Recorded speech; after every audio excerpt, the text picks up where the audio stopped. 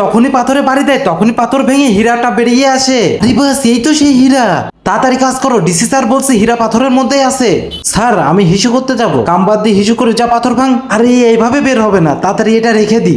এই ভাই, এই তোর শ্রেণীটা একটু দে না, আমার একটু কাজ আছে। কাম তো বড় পাথর ভাঙা, শ্রেণী দিয়ে কি করবি? আরে এখনই দিয়ে যাচ্ছি। আরামখোর মুততেও দিল না। এই শোন, ও শ্রেণী নিয়ে গেল, মনে হচ্ছে কিছু পাইছে। আরে তোর কি সমস্যা? কখন তো দেখছি এক পাথর নিয়ে কাজ করছিস, আর সমস্যা হয় নাই কোনো? পিছনে দাঁড়ায় না থেকে কাজ কর, তাতে যা।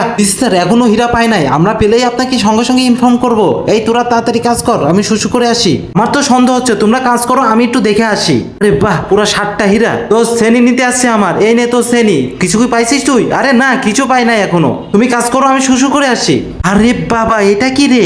আরে 60টা হীরা ওর কাছেও? এটা তো হতে দেওয়া যাবে না। স্যার কোথায় গেল? দাঁড়া, কোথায় যাচ্ছি? স্যারের কাছে। বন্ধু আমি জানি 60টা হীরা তোর কাছে, এগুলো আমার কাছে দে, আমরা দুজন ভাগ করে নিব। আরে পাগল হয়ে গেছিস তুই? এসপি স্যার, আমি হীরা পেয়ে গেছি। সত্যি বলছিস? এই দেখেন স্যার। আরে বাহ, মানতে হবে তোমার ইমানদারি। তুমি চাইলে দেশের সম্পদ মেরে দিতে পারতে। আমি অলরেডি 2 হীরা পেয়ে গেছি। দেখি এখানে তো 60টা হীরাই আছে। এক, আমার ইমানদারির 2, দেশের সম্পদ বুঝিয়ে দিলাম। স্যালুট তোমার ইমানদারি।